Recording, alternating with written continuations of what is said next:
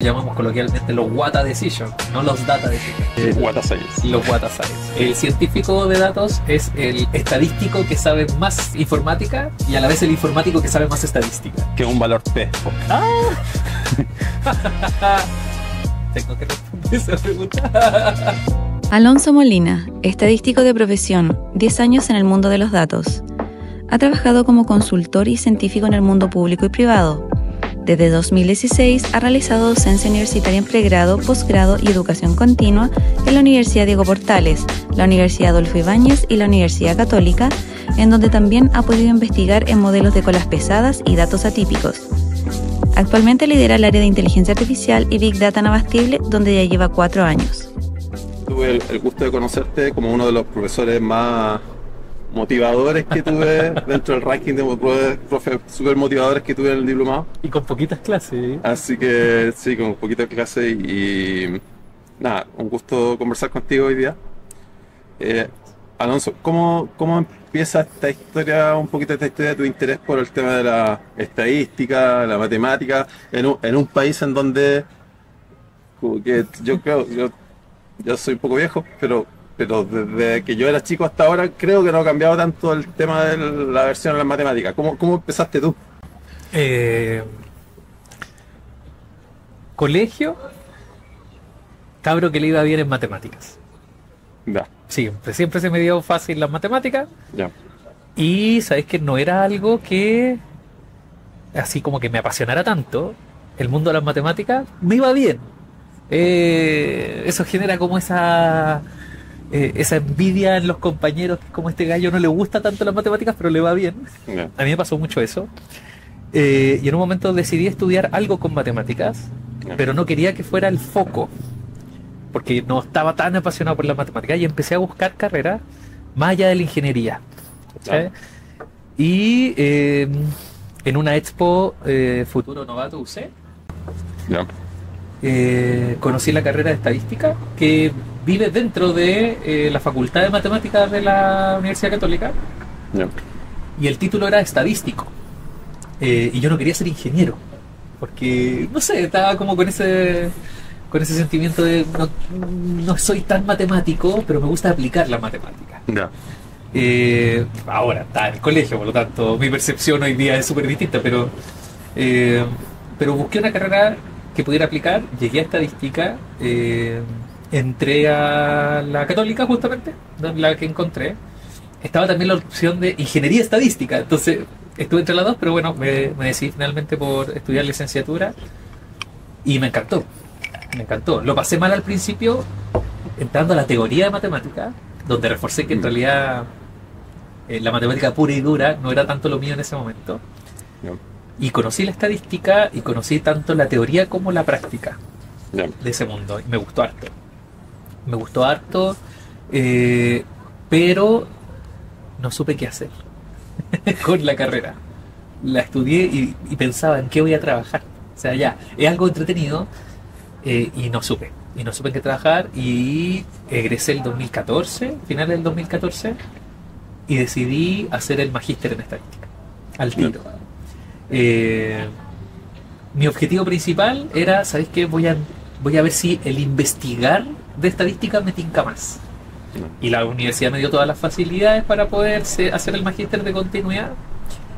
Y me gustó mucho investigar. Me gustó mucho hacer clases de estadística. Y dije, esto es lo mío. Así que mientras hacía el magíster, el 2016 empecé a trabajar para la universidad haciendo clases Ya. y prestando algunos servicios de consultoría. Y ahí me gustó mucho los dos mundos, tanto el de investigación, el de la docencia y el empezar a conocer casos prácticos de uso. Eso me habilitó los 3 campos que mencionaba antes. Y la universidad me ofreció un cargo de medio tiempo para una consultora que tenían de estadística, Ya. el Data UC. Entonces, para mí era como un mundo redondo, pues hacía clases en la mañana y Claro. trabajaba en la tarde en las empresas, como aplicando lo que conocía. ¿Qué edad tenías ahí más o menos? 22, Chico. claro, 22, 23 años.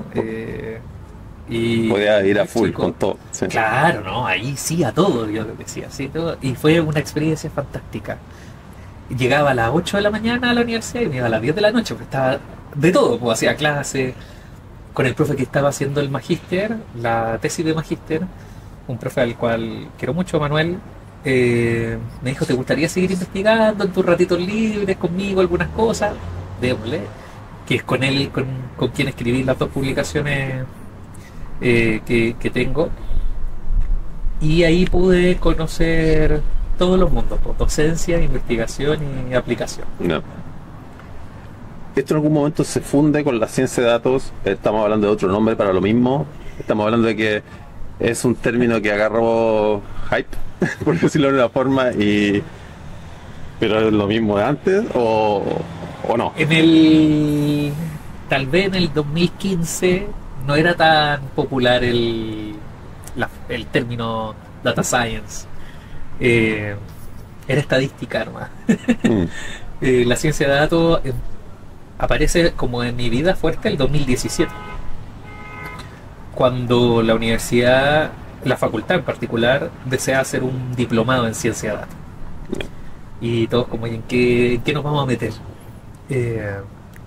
Y yo ese año me dediqué mucho, el 2017, a estudiar cuál era la relación que tenía la ciencia de datos con la estadística. El diplomado en ciencia de datos iba a ser de la facultad en la que yo trabajaba y me pidieron involucrarme en el proyecto, al punto que al principio fui parte del creador de contenido del diplomado.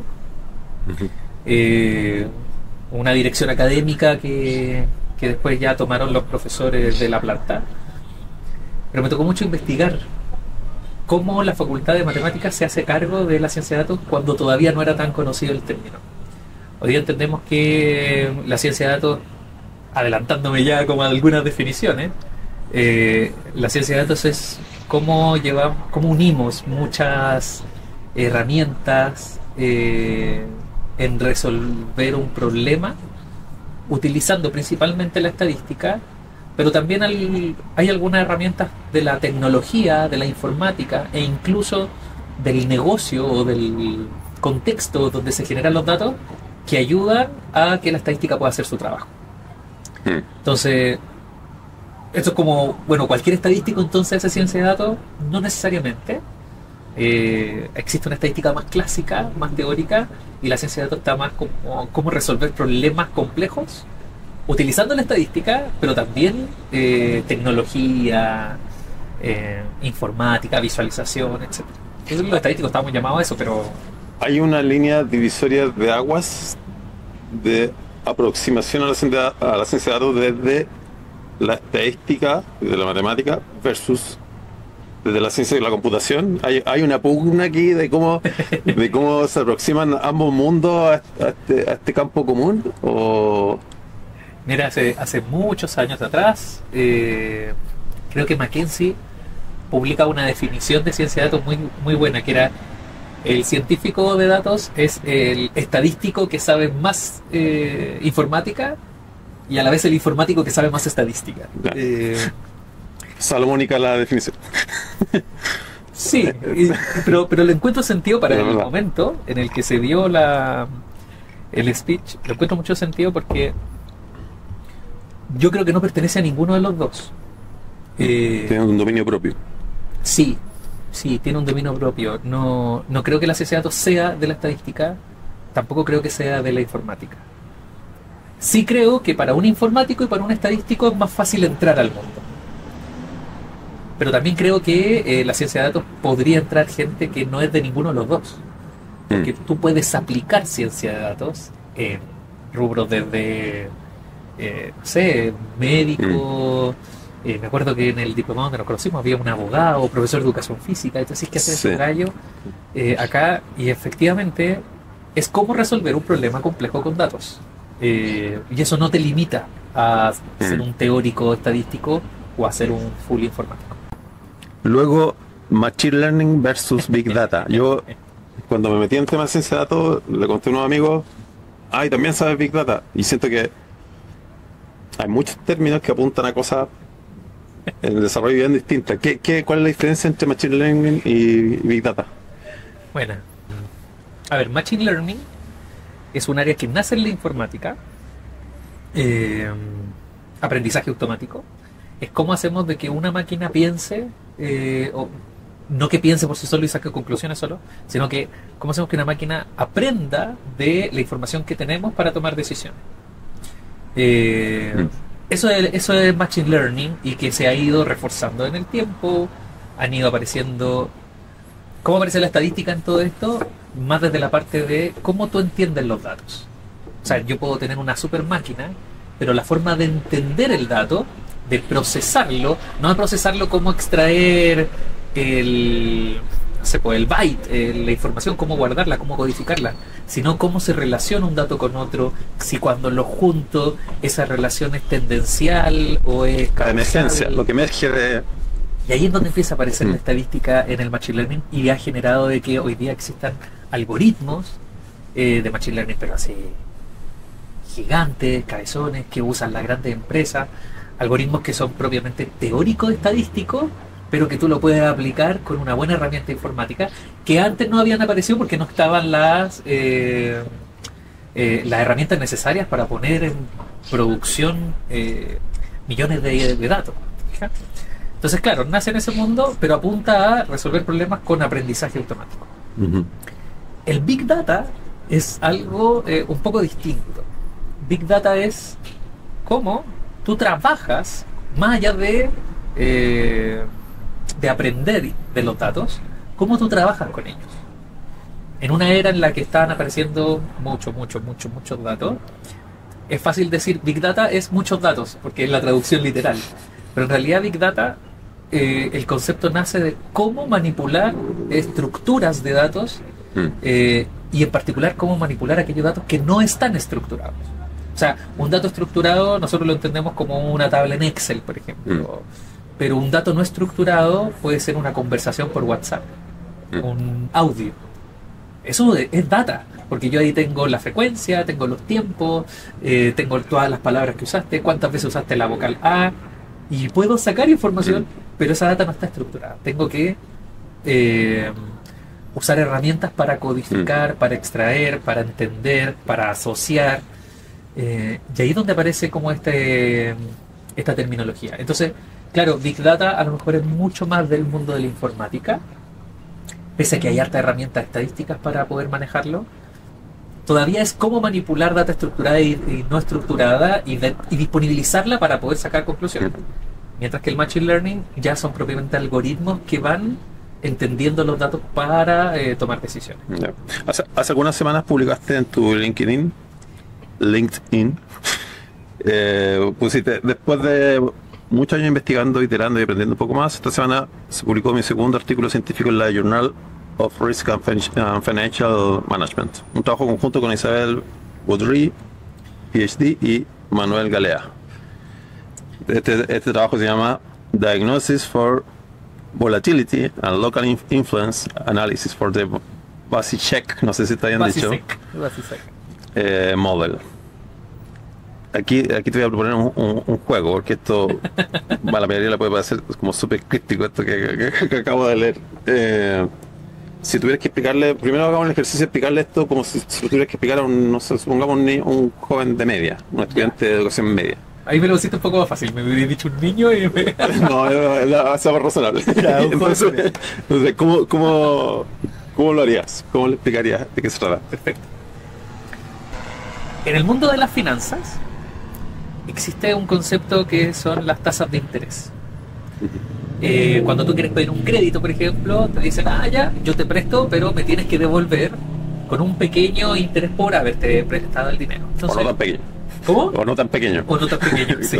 Sobre todo no tan pequeño. Entonces, uno se podría cuestionar que si voy hoy día, me van a decir, ya, mira, tú, de todo lo que te presto, me tienes que devolver con un interés de un 3%. Y yo puedo volver mañana. La pregunta es, ¿qué tan variable va a ser al día siguiente? La lógica diría, si hoy día me ofrecieron 3, mañana no va a ofrecer 10, 15, 20 o 0. Va a ser 3,1 a lo mejor, o 2,9. Y en general en ese tipo de tasas de interés de un día para otro no cambian tanto. Entonces, ¿qué pasa si yo lo persigo por todos los días, por 1 año, por 2 años, por 10 años? ¿Qué tantos cambios hay? Efectivamente existen cambios. Por ejemplo, el 2010 yo puedo tener una tasa de interés para un crédito de consumo, voy a aumentar de un 3%, un 4%, y el 2015 ya puede estar en un 10%. Eso puede pasar, pero es un cambio a largo plazo. Entonces, tú puedes ver la tendencia de estos datitos uno a uno durante mucho tiempo y va a ver, esto mira va subiendo o va bajando. En el caso de las tasas que tenemos en ese artículo van casi todas bajando. Bien. Pero si yo lo miro de lejos, veo una línea que baja. Pero si le hago una lupa, voy a ver más cambios, más fluctuaciones. Y esta investigación lo que busca es cómo detectar un día o un mes, dependiendo de cómo veamos la frecuencia, en que esa tasa de interés tuvo un cambio importante. No. Entonces, ¿cómo defino algo importante? O sea, de 3 pasé a 3,2. ¿Eso es harto o no es tanto? Entonces, en el mundo de la estadística tenemos un área maravillosa que es la influencia, los datos atípicos, y en específico la influencia. Uno podría decir, un dato de influencia es aquel que te cambia un poco la forma del comportamiento, pero está la influencia global, es decir, algo que te cambió todo, o la influencia local, que es que si tú lo miras de lejos no te das cuenta que hubo un cambio, pero cuando es una sublupa te das cuenta de que ese día, esa tasa, algo pasó. Hubo una bifurcación en lo que podía haber seguido pasando. Claro, y de lejos no te diste cuenta, pero de cerca sí. Entonces, nosotros lo que proponemos en ese artículo es un algoritmo que a través de un modelo estándar que sirve para tasas de interés, que es el modelo de Basisek, cómo poder detectar a través de ese modelo, con las herramientas que me entrega ese modelo, cómo poder detectar que un dato tuvo una influencia en el comportamiento. Y Basisek, en términos muy simples, lo que hace es que es parte de un mundo estadístico que se llaman los modelos estocásticos. Suena raro, no se asusten. Un modelo estocástico es simplemente un dato que puede ir variando en el tiempo y tiene algunas dependencias hacia atrás. Es decir, lo que va a dar mañana depende también de lo que va a dar hoy. Eso de hecho es el modelo Basisek, que es una relación diaria, o sea, a un paso. Entonces, bueno, uso esta herramienta que ya existe, que me permite ir ajustándome a estos cambios, y lo que nosotros proponemos ahí es, gracias a este ajuste, poder encontrar estos datos que son influyentes en el comportamiento en torno a un par de días, o en algunos casos meses, años, pero como en una vecindad alrededor de él. Ya. Ahora, en la segunda parte de este ejercicio lúdico, ahora explicándole un poco más de detalle, suponiendo que tiene una audiencia de científicos de datos que no necesariamente conocen esa área. Ya. ¿Cómo deriva esta explicación? Bien. A ver, en los procesos estocásticos, que existen un montón de alternativas, como las cadenas markovianas, las martingalas, existen ahí un montón de alternativas. Basisek es una de las alternativas más sencillas para poder trabajar. Está muy orientada a procesos de larga memoria, es decir, estos procesos que no deberían fluctuar tanto, a largo plazo, perdón, más que a larga memoria, a largo plazo. Son procesos que no deberían cambiar tanto de un tiempo a otro, y se pueden modelar fácilmente a través de un modelo de regresión lineal. Por lo tanto, es bien fácil encontrar como un intercepto y una pendiente que pueda modelar este cambio, que no es que sea una recta, sino que puede ser un polinomio, pero con una regresión lineal simple, donde el principal regresor es el valor de la tasa el día anterior o el periodo anterior. Entonces tú, a partir del día anterior, ya sabes lo que va a dar al día siguiente, y con un error que es bastante fácil de manipular. Entonces, cuando tú tienes un modelo de regresión lineal simple, puedes detectar datos atípicos o datos de influencia con métodos súper estándar, como las distancias de Cook, que es probablemente el que más se usa. Pero la distancia de Cook lo que busca, por lo general, es datos globales. Es decir, estos puntitos son influyentes, pero a nivel global. Y lo que nosotros estamos proponiendo ahí son un método basado en densidades, pero locales. Y que también hay harta literatura que habla de métodos de influencia local. Entonces nosotros sacamos la influencia del punto a partir de una fórmula que exponemos en el artículo. Dado el modelo de regresión lineal, estimamos los parámetros de qué pasaría si hubiese una perturbación y ver si efectivamente sucede o no. Eso ya está un poco más... Muy interesante. ¿Cómo se logra, Alonso, compatibilizar este trabajo que es más teórico, más ligado a la ciencia pura, con la parte de trabajo privado para una empresa, para un empleo más? Mira, se me había caído. ¿Cómo se consigue compatibilizar ambas cosas? Fácil no es, te lo digo al tiro. Tengo la suerte de trabajar en una empresa con una muy buena visión. Cuando yo llegué a trabajar a Bastible, ya llevo 4 años ahí, quien me contrató, yo fui súper sincero al decir, ¿sabes qué? Mi primera restricción es que yo hago clase. Fue en pandemia, entonces estaba haciendo clase online. Y me gusta investigar. Y él a eso le fascinó por lo demás. A mi jefe, Juan Pablo, mi jefe en ese momento. Él le fascinó, él está muy interesado en la academia además y en traer la academia al mundo privado. Y a mí me pasaba algo contrario. Cuando yo decidí salir de la universidad, yo hacía clase con tiza en la Católica y decidí salir de la universidad a trabajar al mundo, a la industria. Yo decidí salir porque quería llevar la academia a la industria. Quería entender, me pasaba de repente que estaba en clase explicando la distribución normal, mostrando las colas y qué sé yo, y decía, ¿y esto le va a servir al estudiante cuando salga, al ingeniero comercial, al civil? ¿Les va a servir realmente lo que estoy haciendo o no? Fue como, yo necesito un golpe de realidad para poder decir qué es lo que realmente les sirve. Y por eso decidí salir a trabajar a la industria. Y ya trabajando en la industria, digo, bueno, con lo que estoy aprendiendo acá, ¿cómo lo devuelvo a la academia? Y por eso he tratado de seguir investigando. He recibido harto apoyo por parte de los colegas de la universidad con la que trabajo, en especial con Manuel Galea, que es con el que trabajé la última publicación, porque los tiempos a veces cuestan. Ahora, para un docente también cuesta, porque estás haciendo clases, estás preparando material, entonces también hay que ajustar los tiempos, y en ese sentido me tocó trabajar mucho extralaboral, sí. O sea, en mi jornada en la noche, me quedaba leyendo el fin de semana. En esta investigación nos colaboró una profesora que estuvo en Chile, pero ahora está en Canadá, entonces haciendo coincidir horarios con ella.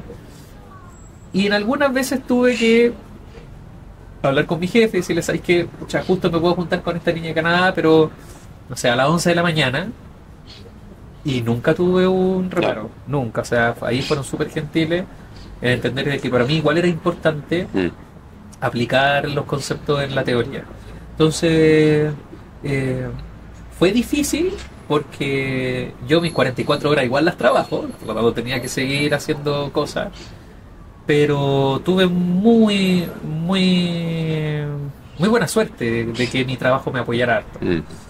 Este y el anterior, cuando estuve en el banco, también me apoyaron harto en la investigación. Una empresa como Bastible, ¿cómo usa el Machine Learning? ¿Cómo usa ciencia de datos? Primero, que bueno que lo usen y ojalá lo usaran toda la empresa. En Abastible, cuando yo llegué hace 4 años, fui el primer científico en la compañía. Es como no hay nada, hay que armar todo. Y con lo primero que te encuentras es que no habían ni datos. Entonces, ¿qué hago sin datos? Y tuvimos que empujar los productos para que empezaran a extraer información. Empezamos a hacer experimentos con 100 clientes. Hoy día llegamos a 3, 4 millones de clientes, pero hace 4 años teníamos muy poca información. Entonces te puedo decir, hoy día, ya con una madurez grande en la compañía, con un equipo además que trabaja en esto, el Machine Learning y en general la ciencia de datos, lo podemos aplicar para resolver problemas que por lo general se toman desde el olfato del negocio, que a veces es bueno, pero no siempre es eficiente. Entonces, tal vez para nosotros uno de los principales ejemplos es el tema de la fidelización de clientes. Porque, ¿qué es un cliente fiel? Uno podría entrar como en esa discusión, que tal vez más de marketing, si el cliente que siempre te compra o el cliente que te promociona, el cliente que te sigue en las redes sociales. ¿Qué es un cliente fiel? Y nosotros a partir del comportamiento, es decir, las veces que te compra, podemos usar Machine Learning para decir, mira, sabes que todos estos clientes en este barrio, una buena mayoría compra, no sé, cada 15 días algún cilindro, pero hay este cliente que no. Chuta, ¿ese cliente será fiel o no? Ya, pero es que sus vecinos compran cada 15 días. Entonces, a través de técnicas, por ejemplo, de clustering, yo puedo decir, él debiese pertenecer a este clúster por geolocalización, pero no está perteneciendo al clúster por consumo. Por lo tanto, ahí tengo un cliente que a lo mejor no es fiel a mí y tendría que ir a hacer una acción con él. Hay una oportunidad de un upsale, porque es natural, porque debería estar en el clúster, ¿no? Claro. Ahora, ese cliente no le compra a los distribuidores que le compra el resto, compra a otro lugar. Entonces a lo mejor no es un problema el cliente, es un problema el servicio que está teniendo. Y yo tengo que levantar esa alerta. O ese cliente me debería comprar mañana y le voy a mandar una oferta. Entonces uso también Machine Learning para poder pronosticar cuándo me debería comprar un cliente, que son los modelos de propensión. Puedo asignarle un descuento especial a ese cliente. Entonces uso un modelo de Revenue Management basado en Machine Learning para poder decir, este gallo necesita tanto descuento para comprarme, si no se va a ir a la competencia. Entonces bueno, ahí uno puede ir mezclando harto, en un mismo problema puede ir mezclando harto algoritmos. Nosotros hoy día estamos muy enfocados en la experiencia del cliente, en la fidelidad, en Revenue Management y en eficiencia, mejorar rutas, ver conglomerado de clientes, Operacional. temas operacionales. Y en todo eso creo que hay muchísimas alternativas de algoritmos que se podrían aplicar perfectamente. Tú mencionaste el tema de la toma de decisiones. Yo he visto equipos en donde de pronto hay un gerente comercial, un gerente financiero, hay que hacer un budget, hay que hacer un forecast, hay que hacer algo, y a veces se toma mucho la decisión o se pone mucho el número desde el punto de vista, o sea, desde la intuición, que puede ser una intuición informada, porque normalmente en esos cargos hay personas que ya tienen trayectoria, que conocen bien el mercado, entonces, ¿cómo puedo convencer yo a un equipo que está tan acostumbrado a depender un poco de esa intuición, a usar técnicas, a entregar un poco esa confianza a un analista, a un científico de datos, a un equipo de datos que va a generar una proyección, un forecast? Lo entiendo perfectamente. Lo he vivido, por supuesto. A ver, yo creo que hay varias alternativas. Para los que estamos metidos en el mundo de datos, tenemos que ser súper conscientes de la evangelización de nuestro trabajo, de todas maneras. Y cuesta a veces entrar en algunas empresas. Cuando yo trabajé en consultora me pasó mucho que me contrataban a la consultora, pero contrataba una persona A y teníamos que trabajar con una persona B que no estaba de acuerdo, que había mucha resistencia al cambio, que son lo que nosotros llamamos coloquialmente los WATA Decisions, no los Data Decisions. Wata Science. Los Wata Science, claro. Entonces, claro, yo creo que hay dos puntos que podríamos como tener en consideración. Uno son las pruebas de concepto. O sea, hoy día un científico tiene que estar muy adaptado a poder hacer MVP, laboratorio, tener la facilidad de demostrar rápidamente el impacto que tiene con las métricas que al negocio le importan. o que en la industria pueden ser útiles. Por ejemplo, en el caso de Abastible, nosotros podemos hacer un montón de innovación a través de ciencia de datos, pero si eso no se ve reflejado en los kilos que se venden de gas, o en el margen que está dejando, o en, no sé, en la participación de mercado de nuestra compañía que va creciendo, cuesta transmitir que lo que estamos haciendo tiene algún tipo de impacto. Por lo tanto, y yo creo que ahí es donde está uno de los pilares fundamentales de la ciencia de datos, que es que el contexto, el negocio, el problema es una pata de la mesa. No basta con solo saber estadística o solo saber tecnología. Tenéis que entender muy bien cómo funciona el negocio para poder aplicar cualquier algoritmo. Cualquiera. No podemos llegar y agarrar los datos y echarlo en una juguera, porque no se trata de eso. Se trata de empezar a escuchar problemas, ver cómo lo soluciona y determinar si tu solución de ciencia de datos es más eficiente o genera más impacto. Si no pasamos por ninguna de esas dos, termina siendo teoría y la gente no lo entiende, etcétera. Y de repente pasa que la solución que tienen llega, la solución actual, la Wata Decision, llega a buen puerto, y puede ser incluso más rápida. Y no se necesitan máquinas en la nube, no se necesita un proceso tan difícil, pero no es sostenible en el tiempo. Entonces, impacto, tratar de medir el impacto con los KPIs que maneja la empresa o la industria en la que se aplica, la eficiencia, para ver si estos pueden mejorar y ser más rápido, o usar menos recursos, y la sostenibilidad, porque muchas decisiones las toma una persona que cuando esa persona no está, se congela la empresa, y eso no tiene ni un sentido.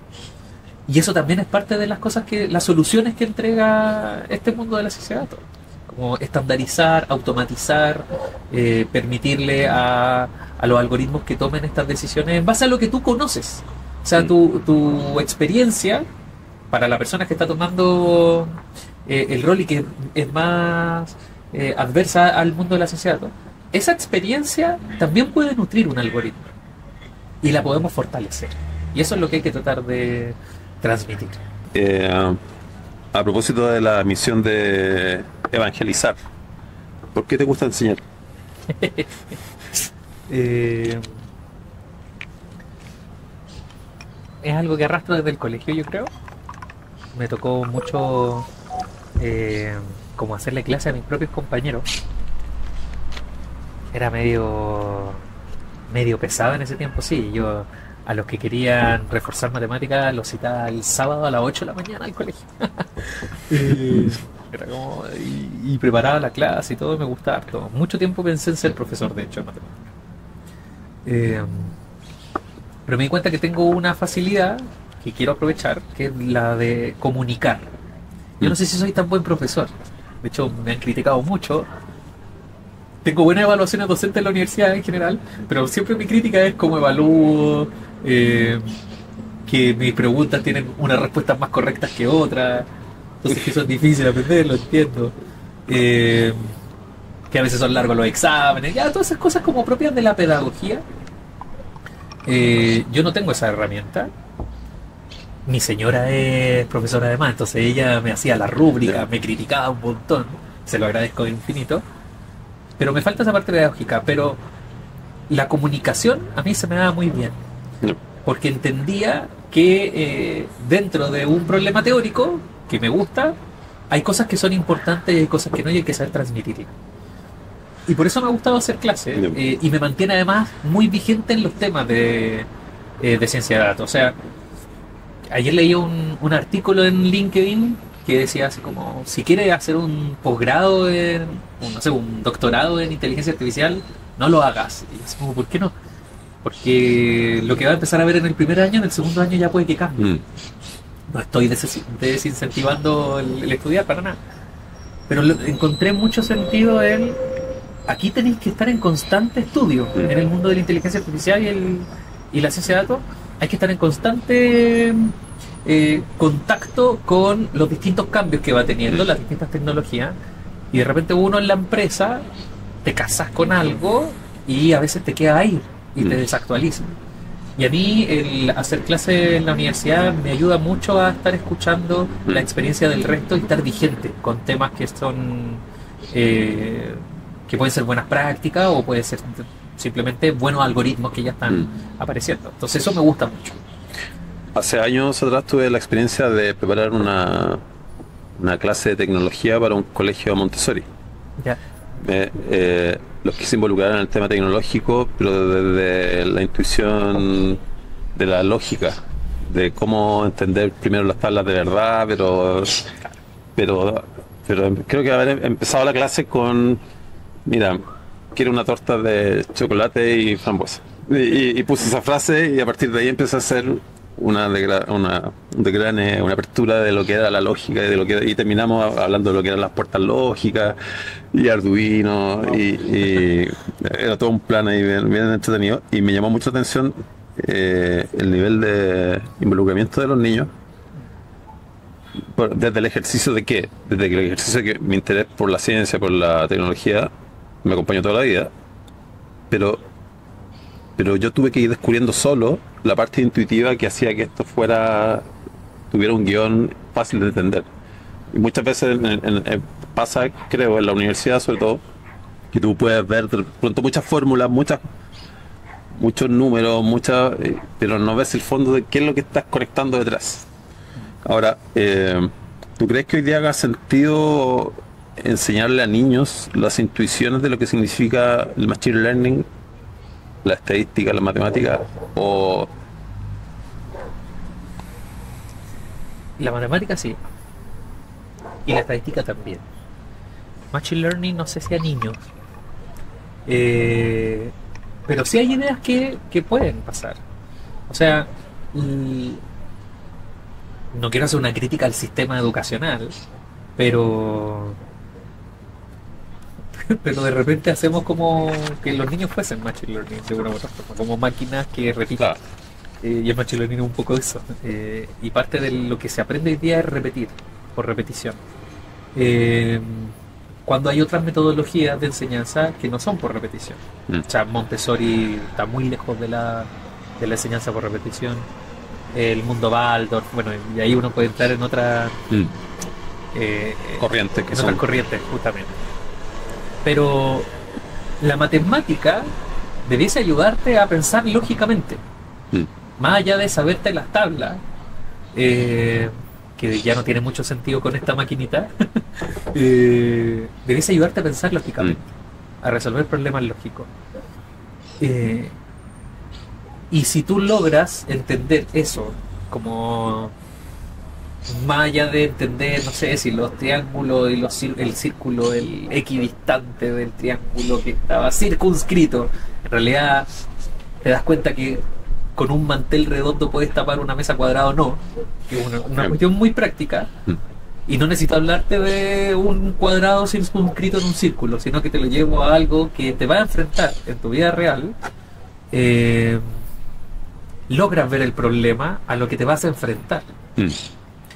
Y yo creo que eso es una desventaja que hemos tenido casi todos los que estudiamos en el sistema más tradicional, que es que nos cuesta ver qué más allá hay de las fórmulas, cómo resolver problemas, y la matemática te sirve para ayudar a resolver muchos problemas, muchísimo. Y con la estadística pasa algo ligeramente similar, solo que la estadística no es tanto la lógica la que creo yo que se puede potenciar en una educación más inicial, sino que es un poco en la comprensión de las cosas en un todo, de que tú puedes formar un universo y dentro de ese universo puedes encontrar cosas que se van agrupando, de donde se deriva, no sé, por los espacios muestrales, el cálculo inicial de probabilidad, que los casos favorables sobre casos totales. En la primera infancia tú puedes determinar eso, como todos pertenecen a algo, pero tienen características que lo hacen propio a un grupo, a una pertenencia, sin necesidad de hablar de clúster. Que si estoy diciendo 1, 2, 3, 4, 5, ¿cuál es el número que viene? Un niño puede ser fácil decir 6 y no entiende que es una sucesión matemática o que es un pronóstico. El tema de la inferencia es súper útil en la parte de la edad temprana. que va desde dar una opinión hasta creer lo que va a pasar. Cuando tú dices lo que crees que va a pasar, no es que te crea un mago. Lo Claro. puede llevar a la fantasía si estamos, por ejemplo, en la corriente Waldorf, se lleva mucho a la fantasía. Pero no es que seamos magos, pero tienen la capacidad para creer lo que va a pasar. ¿Y qué pasa si esa capacidad, la matemática te sirve para responderla? ¡Wow! Eso puede ser súper interesante. Yo creo que esas cosas sí pueden empezar a potenciarse más, sobre todo porque existe ya un mundo como tecnológico nativo en los niños. No sería nada de raro de que a un tiempo, un corto, mediano, largo plazo, más mediano, un estudiante de un colegio sepa programar y salga programando. Por lo tanto, qué mejor que darle una herramienta de programación y además una herramienta de analítica, de lógica, de no de fórmula, sino de comprensión de que hay cosas más, de que la fórmula es un medio, pero el fin es otro. Un par de tipos de modelos de Machine Learning que usas con frecuencia, que son Upa. como que están las cartas caballitos. debajo de la manga, las que están siempre presentes. Los caballitos de batalla. Caballito de batalla. A ver, como soy estadístico, tengo que decir regresión logística. No puedo omitirla. Y la regresión logística me encanta porque pese a que en el mundo de Machine Learning tiene un montón de algoritmos, por ejemplo, de clasificación, sí o no, verdadero o falso, me va a pagar o no me va a pagar. Todos los bancos en Chile usan el modelo de regresión logística para ver si el cliente te va a pagar o no. El modelo de regresión logística es un modelo paramétrico, nace en la estadística y vive ahí todavía, pero además tiene mucha interpretación. O sea, cada paso en la regresión logística es una interpretación que te ayuda a entender el negocio. El que tiene mejor desempeño, no necesariamente. Hay otros algoritmos como un Random Forest, un Super Vector Machine, un Extreme Gradient Boosting, que es el que está el más famoso hoy día, el XGBoost, Sí. que también lo uso harto. Y usualmente contrasto yo la regresión logística con un XGBoost, y puede que el XGBoost te dé un súper buen resultado. Pero la interpretabilidad de la regresión logística, yo no la cambio. No la cambio. O sea, entender cuando un parámetro sube un poquito, cómo va a alterar, te da como perillas. Para uno que está metido en un negocio, te da perillas. ¿Y qué pasa si, como en un análisis prescriptivo, qué pasa si yo muevo un poquito esta perilla? ¿Qué ocurre en los resultados, en el pronóstico? Te permite ponerte en escenario. Eso es súper interesante. Que no es que los otros modelos no lo hagan, pero en la regresión logística es fácil interpretarlo. Y en el mundo no supervisado, que es el que más me acomoda, la detección de datos atípicos, que en mi mundo más de investigación, hay un algoritmo que se llama Isolation Forest, que te permite encontrar datos atípicos a partir de varias variables. Entonces tú puedes tener un set de datos con varias columnas, y un dato atípico puede ser... puede no ser atípico cuando tú miras dos columnas por separado. O sea, el gallo no es atípico acá, no es atípico acá, pero en conjunto sí. Y esa relación de un dato, no sé, de 30, 40 columnas, ¿por qué es atípico versus el resto? Y el Isolation Forest lo que hace es que es un algoritmo de Machine Learning, no está basado en ningún parámetro, en ningún modelo de probabilidad, es un modelo no paramétrico, y va haciendo cortes hasta que te logre separar del resto. Entonces, aquel punto que costó más separar, probablemente no sea un dato atípico, porque si me costó separar a lo del resto, debe estar justo. Pero aquel punto que logré separar más fácil, puede que sea un dato atípico, y el algoritmo lo rankea y te entrega un score. Entonces, además es fácil la interpretación final. Para decir, este gallo es, no sé, 80% de atípico para el resto, 90%. Y eso permite resolver problemas de calidad de datos, de fraude. Un algoritmo súper consistente y que usan, por ejemplo, principales bancos a nivel mundial para detectar fraude. Aquí va una pregunta con cierta maldad. ¿Qué es un valor P?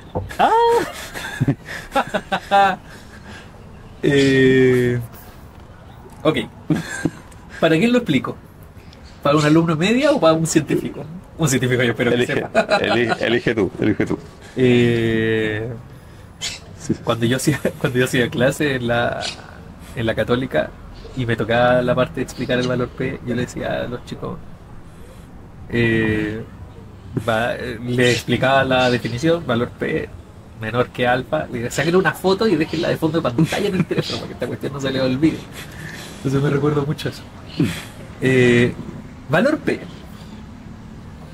A ver, cuando uno está haciendo inferencia, lo que hace es poder hacerte una pregunta y ver si esa pregunta podría cumplirse o no.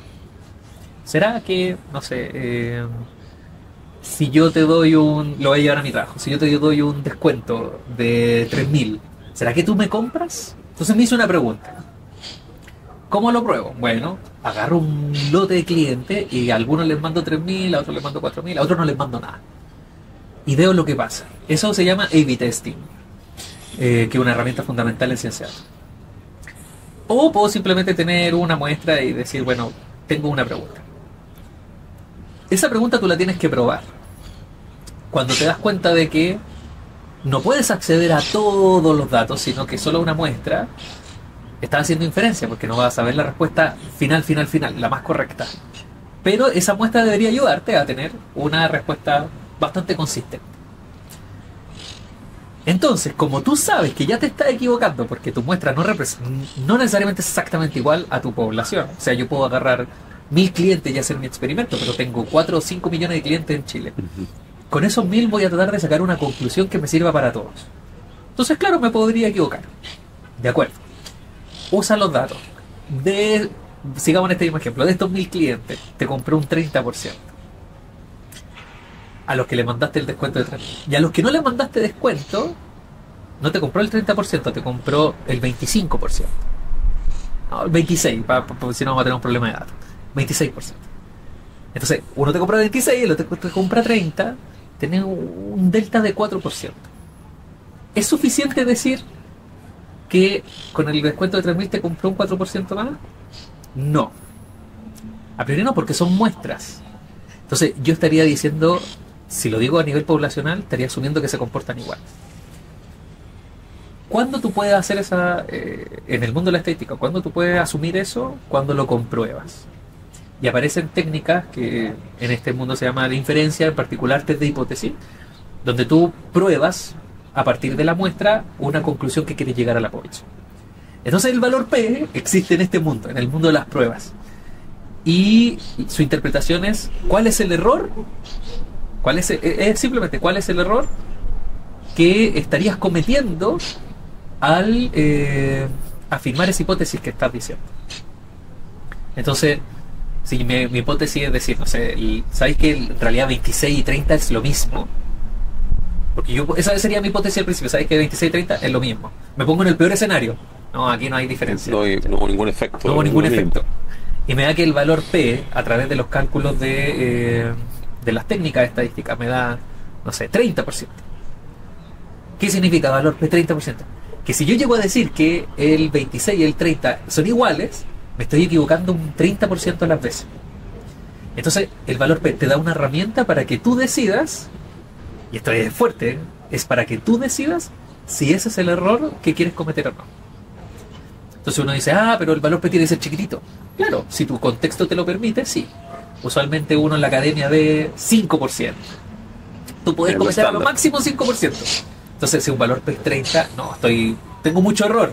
Por lo tanto, esta afirmación puede que no sea correcta y claro, 30 le gana a 26. Pero el valor P es una herramienta que te da la estadística para que tú decidas, porque a lo mejor tú podrías tener 30% de error. Va a depender de algunos negocios. Yo en algunas decisiones en la empresa me bajo a 1% y en algunos me subo a 20%, porque necesito más holgura o necesito ser más preciso. Eso es una buena herramienta que te entrega el test de hipótesis. ¿Tú crees que la popularización de los términos de Machine Learning, inteligencia artificial, ha funcionado para impulsar el interés por las matemáticas?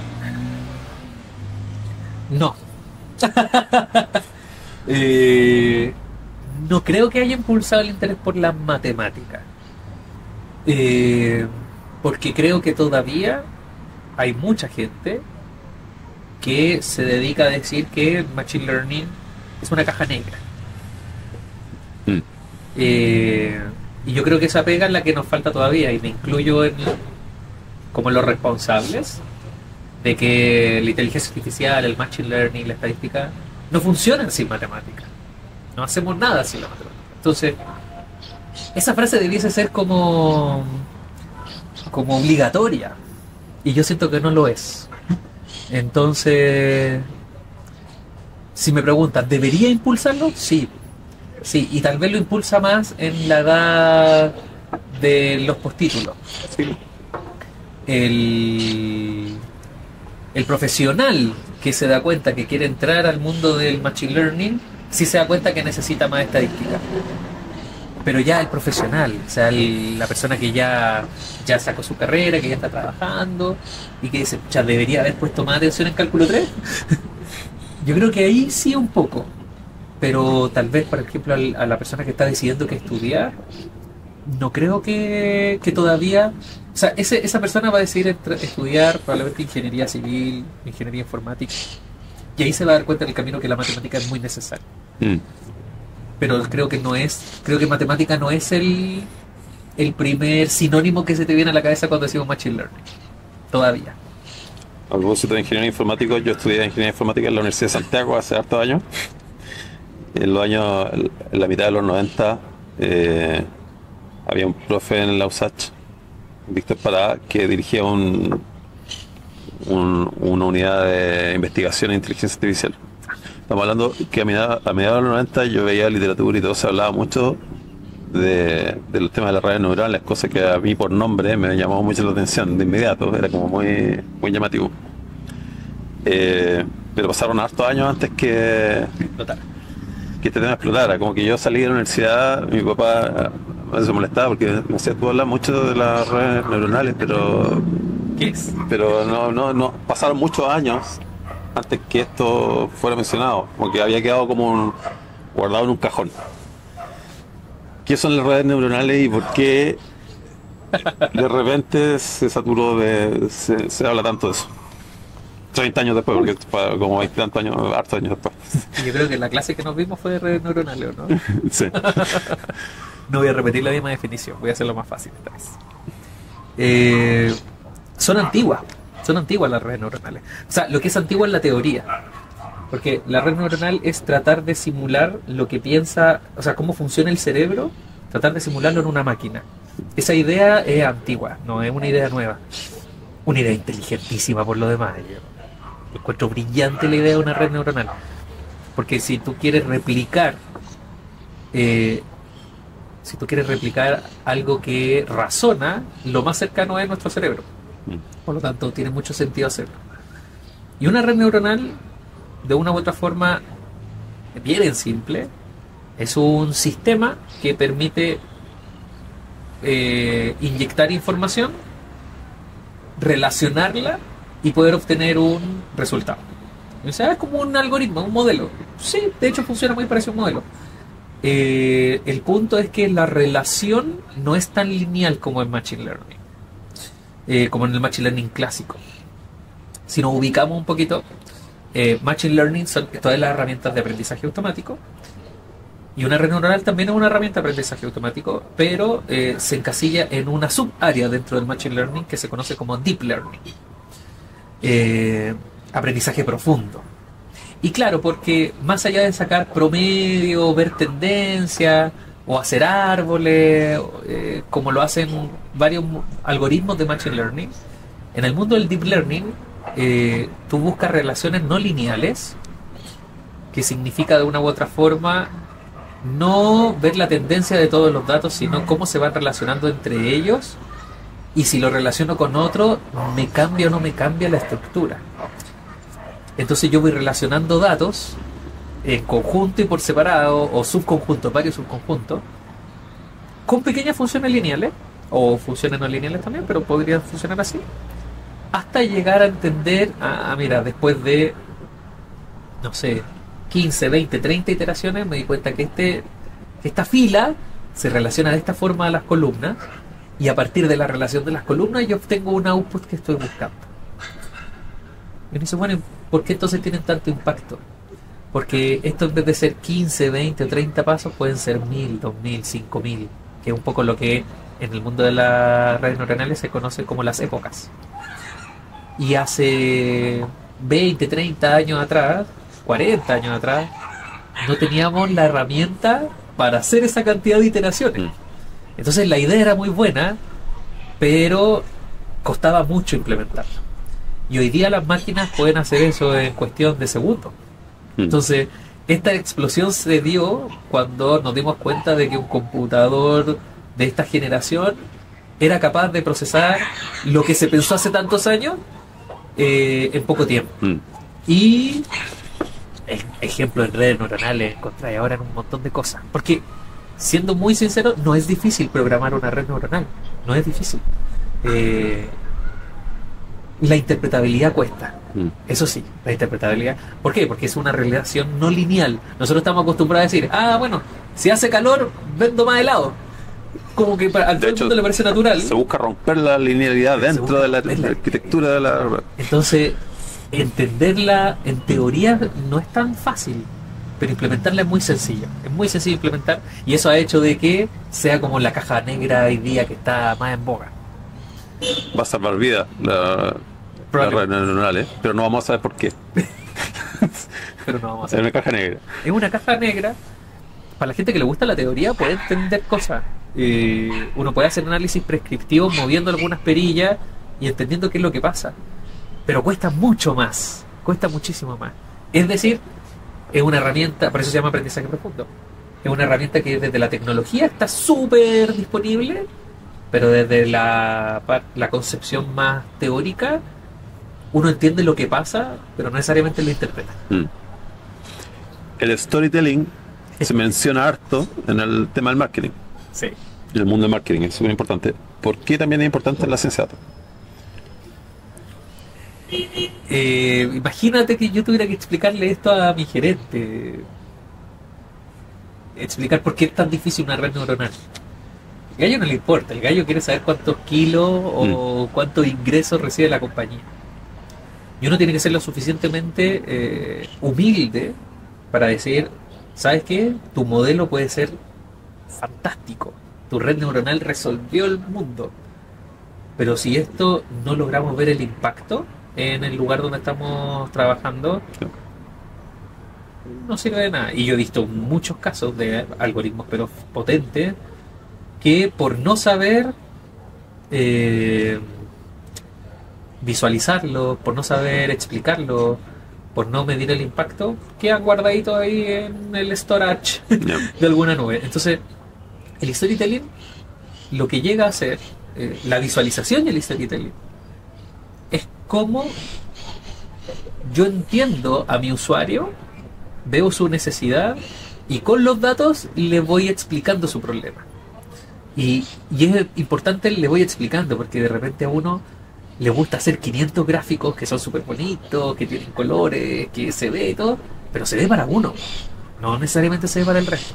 Entonces, en este mundo del storytelling nosotros debiésemos ser capaces de ponernos en los zapatos del usuario y decir, a esta persona le interesan algunas cosas, como yo, con las herramientas de estadística, las herramientas de ciencia de datos, las herramientas de visualización, permito de que ese viaje sea más sencillo para él, cosa que se quede con lo que realmente se tiene que quedar y no con mucho gráfico, muchos datos y fórmulas que no va a entender, sino que él entienda que al final del día este algoritmo le va a subir tanto el ingreso a su empresa o está capturando tantos clientes y esta es la zona importante. Entonces hay herramientas para ir trabajando la narrativa de tu relato de tal forma de que tú vayas contando lo que a él realmente le va a servir, no lo que tú quieres mostrar de tu superalgoritmo.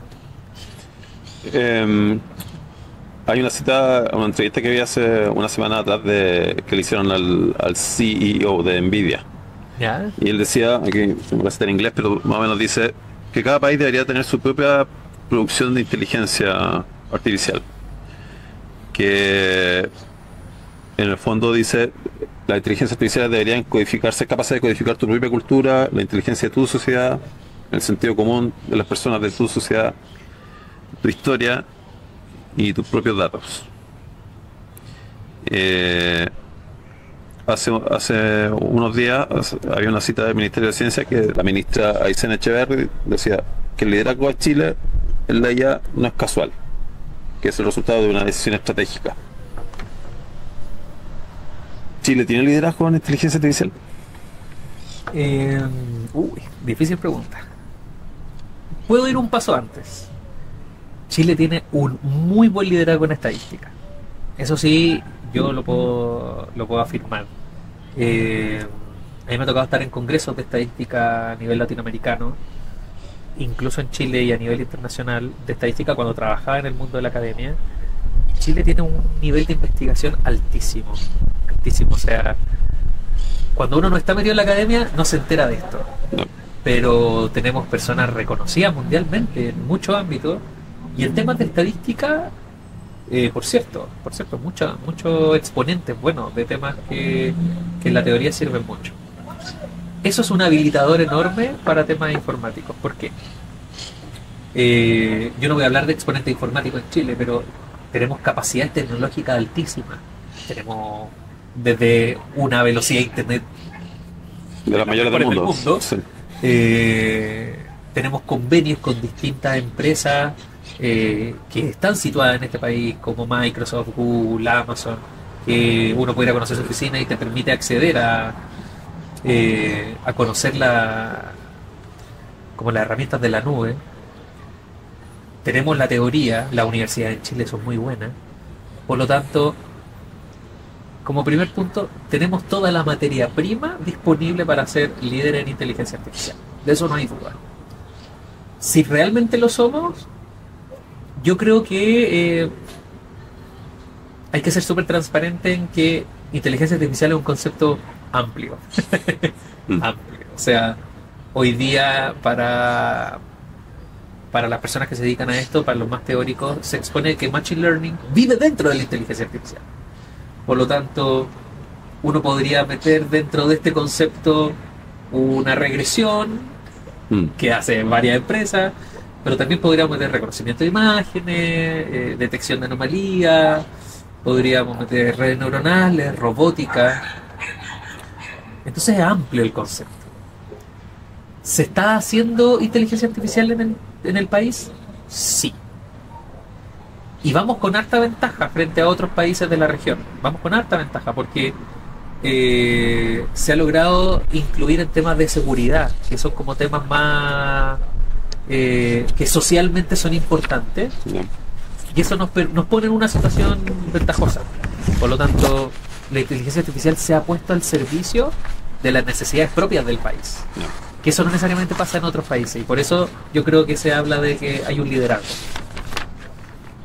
Pero estamos lejos todavía de lo que podríamos llegar a ser. Entonces de repente uno... No quiero quedar como con la mediocridad de somos bacanes pero porque el resto es malo. Entonces, como en el país de los ciegos, el torto del rey.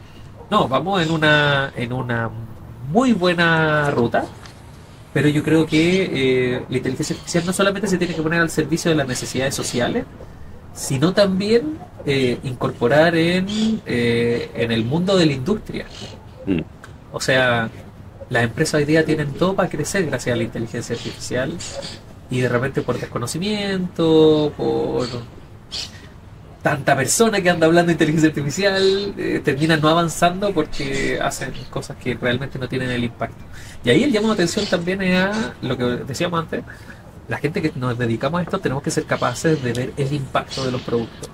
Y si no logramos transmitir eso, nos vamos a quedar estancados. En temas sociales es fácil ver el impacto. En la empresa de repente no. ¿Hay mucho miedo a las IA? Obvio. Me pasó que yo seguía bien, solía seguir con harta atención los temas del Congreso Futuro, los exponentes, la gente que... Pero he visto mucho expositor hablando desde un discurso muy como a la defensiva sobre lo malo que podría pasar con la IA. Los impactos negativos, el tema de los deepfakes, el impacto en la política, la pérdida de trabajo, puestos de empleo, cosas que algo más o menos realista que puede pasar, creo. ¿Está más cargada la aguja para el miedo a la sociedad en general o en aprovechar? Yo soy más escéptico. Yo siento que es lo mismo que pasó cuando apareció la radio, cuando apareció la tele, cuando apareció el internet. Eh, no, siento que la IA no es que sea un medio de comunicación, sino es una nueva tecnología que obviamente tiene sus contras.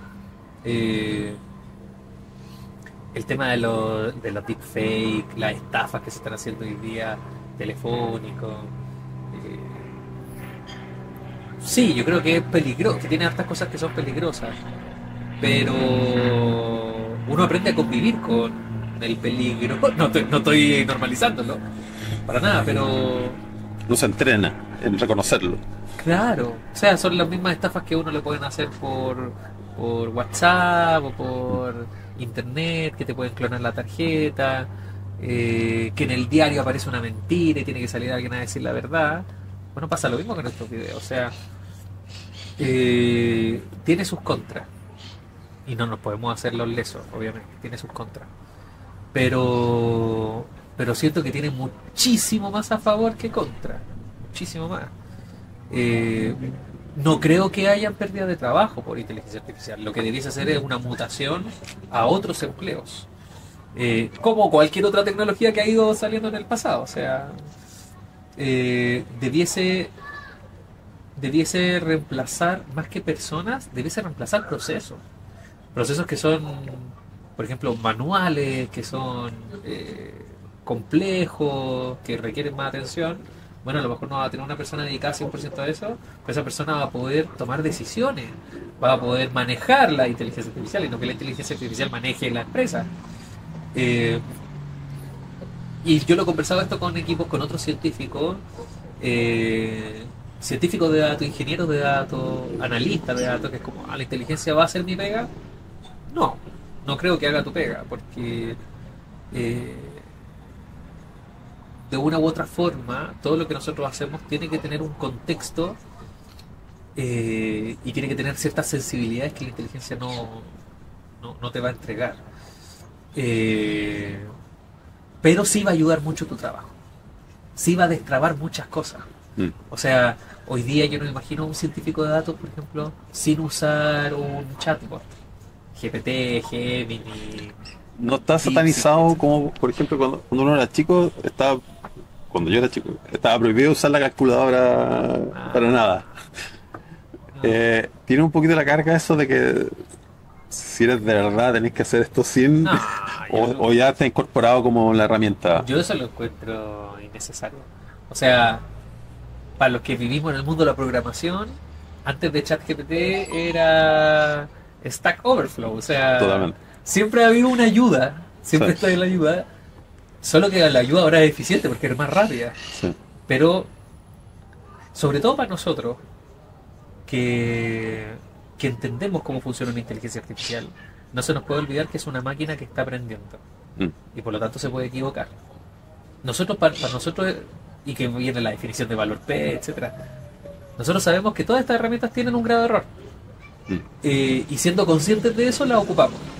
El problema es cuando la inteligencia artificial llega a manos de personas que no entienden que las cosas se pueden equivocar. Y ahí es donde se generan tal vez las principales dificultades. Pero si la herramienta te va a ayudar a simplificar un código, Me pasó de estar haciendo un análisis de unos datos y claro, es maravilloso que de pronto ChatGPT u otras variantes de LLM te entregan un código rápido en Python. Yo soy fan de Python. ¿está bien? Rápidamente, y claro, lo puedes ejecutar en un Colab, en Jupyter Notebook, en tu máquina, Exacto. en tu IDE. Y nos ha pasado, yo creo que a todos los que le pedimos un código, que algún código no corre. Y Claro. el bot se disculpa. Claro. Como, disculpa, me equivoqué en una cosa. Lo volví a intentar. Oh, discúlpame, me volví a equivocar. Entonces, claro, uno sabe de que la solución, de que te puede estar ayudando a la solución, pero necesariamente está 100% correcta. Pero sí te engaña un poco de que, claro, parece entender tan bien tu problema, pero de pronto tú vas revisando el código línea por línea, no sé, un cálculo de una correlación. y te das cuenta que hay una correlación de unos datos que no eran lineales. Claro. Entonces aplicó una técnica de correlación que no debió. Y tú eso, tienes que meter con pinza la corrección a ese código ahí, que significa que no puedes llegar y soltar el mando. Hace unos días volvieron a relanzar la gente de Google el Data Science Agent, y lo dejaron publicado. Suena pretencioso decir, mira, va a tener un certificado de datos acá automático, aprieta un botón, súbele tus datos y ¿va a pasar eso en los próximos, no sé, 10 años? o sea, yo creo que puede pasar hoy día, pero pero nuevamente, bueno, el científico que está contratado igual se puede equivocar. Solo que no te vaya a poner a chicotear a una máquina. Es más fácil hacerlo con una persona. No, pero me refiero a que la capacidad de aprendizaje va a ser, también se va a tener que adaptar, porque hoy día cuando ChatGPT se equivoca y tú le decís, oye, esto no me funciona, él te dice, mil disculpas, me di cuenta del error. Eso es texto, po. Te está dando una respuesta que tú necesitas, pero en realidad él no te está pidiendo disculpas porque se equivocó. Él está mientras tanto buscando otra respuesta que esté en su base de datos. Y eso significa de que no necesariamente te está solucionando algún problema. ¿Puedes tener un científico que sea en base a una máquina? Sí, pero con el mismo warning. Este gallo no necesariamente está resolviendo el problema, sino que está buscando soluciones que se adapten. Pero no necesariamente está entendiendo el tema. Y eso uno tiene que ser súper consciente. Un deportista de alto rendimiento trabaja con su musculatura, su cuerpo, el equilibrio de su alimentación, etcétera, y uno lo va a entrenar todos los días fuertemente y tiene unas capacidades que son bien distintas al promedio de las personas porque tiene una exigencia mayor y por lo tanto tiene cuidados mayores. Claro. Este tipo de trabajo, ser científico de datos, estar metido en el mundo de la estadística, entender problemas complejos, aplicar metodologías, un criterio para aplicar una metodología que corresponde, teniendo en consideración una parte teórica, tu herramientas tecnológicas, todo. Y una carga, es un trabajo de cierta carga cognitiva. ¿Cómo cuida ese músculo? ¿Cómo se cuida ese músculo cuando es un trabajo de alta carga cognitiva? Si tuvieras que hacer un paralelo con un deportista. Yo entiendo.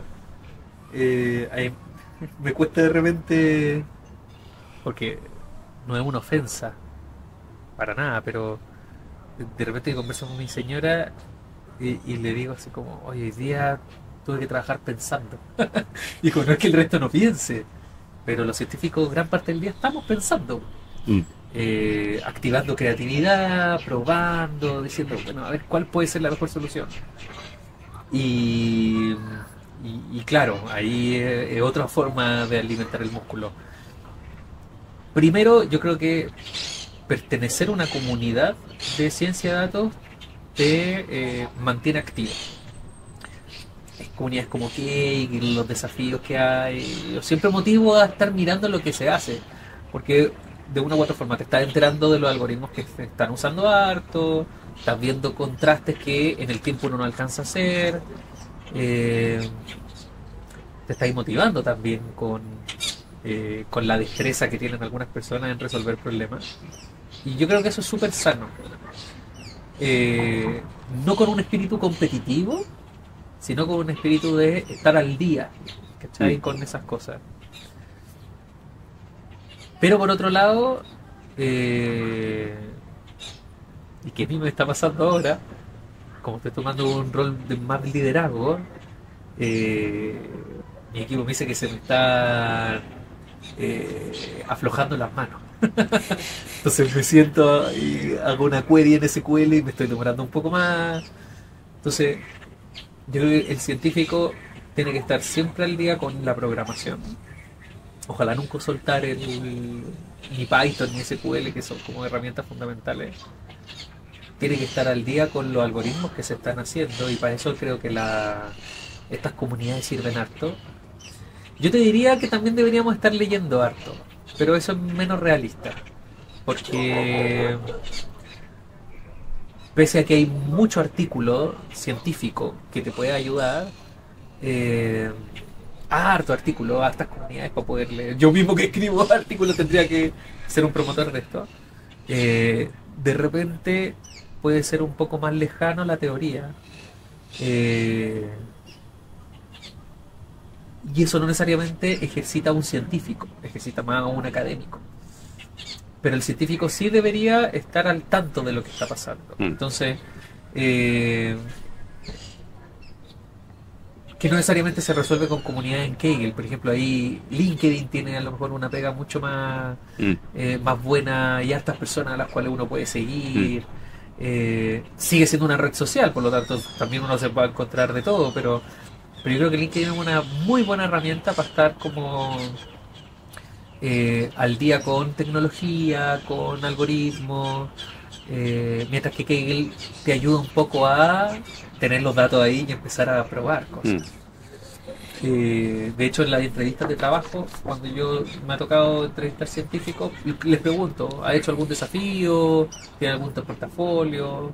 ¿Ha hecho algún algoritmo en particular de esta área? Que me dicen, pucha, en la pega no, pero en Kaggle sí. Bueno, muéstrame, o sea, por lo menos te motivaste a estar probando constantemente las tecnologías y las herramientas que te está proporcionando este mundo. Así como Kaggle, hay repositorios que tú sientas chilenos que son buenos para jugar, que estén actualizados, que estén... Tengo que responder esa pregunta. Bueno, estamos quedando atrás. Hay mala calidad de datos en Chile en general. Mala calidad. Mira, se intentó hacer un datos.gov.cl, porque tú, pero con datos súper desactualizadas, poco continuas. Eso pasa también en una empresa, o sea, los datos del 2016 tienen una estructura y los del 2017 tienen otra. Ya, vos ponte de acuerdo, eso cuesta de repente.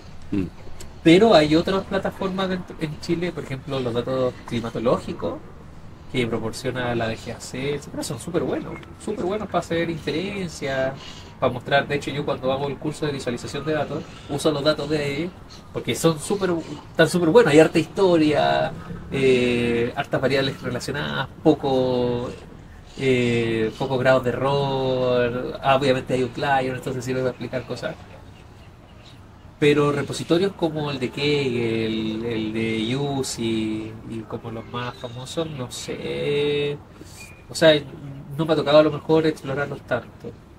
No sé si Data Chile logró hacer algo también, que era un proyecto que estuvo dando vuelta. Lex Fridman, un podcaster, un youtuber, tuvo de invitado a Andrés Karpathy y le preguntó un consejo para quienes empiezan en el tema de Machine Learning. Dice que en verdad tienen que pasar típico, las 10.000 horas ensayando, probando, equivocándose. ¿Basta con esas 10.000 horas? Yo no sé si diría 10.000 horas probando. Yo creo que para entrar en este mundo primero hay que entender cómo funciona el pipeline completo. O sea, un científico tiene que partir escuchar los problemas que tiene su empresa o su industria o su trabajo en general. Escuchar. Mirar datos, hacer harto análisis. Antes de entrar, o sea, al final Machine Learning son una cajita negra que desde el sentido práctico puede ser 2 líneas de código en Python, claro, y ya está. Pero para poder llegar ahí es súper bueno analizar datos, el análisis descriptivo, exacto, descriptivo y exploratorio, entender tu data y qué es la respuesta que realmente necesitas. Entonces, yo más que y limpiar datos, esa cuestión puede estar semana uno limpiando data, cruzando data, etcétera. Yo creo que la mejor preparación para entrar a Machine Learning es haber buceado en tus datos 10.000 horas, pero bucear en los datos. Probar 1.000 algoritmos, de repente uno termina siendo la máquina. Pero cuando tú reconoces muy bien la relación que deben tener tus datos, el algoritmo que apliques va a tener la intuición de si va en la línea correcta o no, porque ya conoces tu información. Eso por una parte, y la estadística y la matemática como teoría fundamental para entrar a este mundo, porque de repente uno puede probar, no sé, 10 algoritmos, que llegan a un output con las mismas condiciones, de algoritmos de clasificación, de algoritmos de regresión. Pero muchas veces quedamos en el... Me quedo con el mejor de los 10, con el que entrega mejor rendimiento. ¿Pero ese algoritmo fue pensado para eso o no? Y eso nos va a hablar de si ese algoritmo voy a tener que actualizarlo en un mes más o va a durar un año. Si yo agarro otra variable, el algoritmo se va a adaptar o voy a tener que cambiarlo. Y cuando uno empieza a conocer la teoría de los algoritmos, cuando entiende por qué Random Forest o Naive Bayes se crearon de esa forma, te das cuenta que hay algoritmos que sirven mejor por unas cosas y no necesitáis probarlos todos y meter toda la juguera y testear y testear y testear, sino que entendiendo el problema, rápidamente uno podría decir, sabes que este es el mejor candidato. Tenemos que agradecer hoy día a este maravilloso lugar que estamos acá, la cafetería La Subida, en Providencia, en Pedro Valdivia Norte. Sí, la entradita al SAI. Nuestro querido Ignacio nos ha facilitado este lugar para poder tener esta conversación. Además, me gustaría, Alonso, entregarte este pequeño regalo. Muchas gracias. No venía preparado por tu energía para esta conversación, la disposición, tu tiempo. Un cafecito que esperamos que te gusta, de Vaquería un Café. De Vaquería un Café. Bueno, lo he probado. Bueno. Así que y para que no nos falte energía y concentración y foco para esto se agradece enormemente en esos días de pasos productivos. Muchas gracias. Esperamos que lo disfrutes. Un ping-pong cortito. Dale. Python o R. ¡Ay! Me la pusiste difícil. Yo hoy día uso puro Python. No. Pero soy un R lover. Hace la vida un poco más fácil R, ¿no? Es que R está pensado por un estadístico. Python no.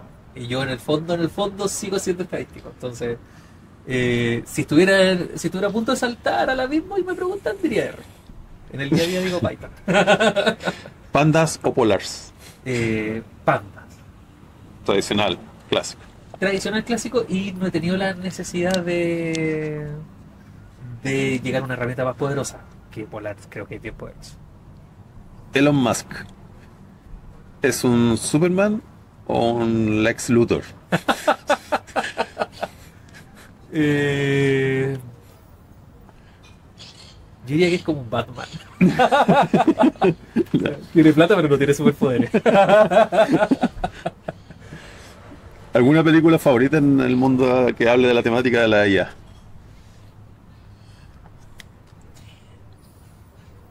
No sé si tengo película... Como, ¿sabes que entro...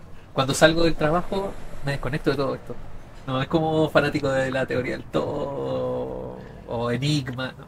Entonces quizás no te llega esta referencia. Esta última pregunta te voy a hacer una cita. Te voy a leer un texto. Dale.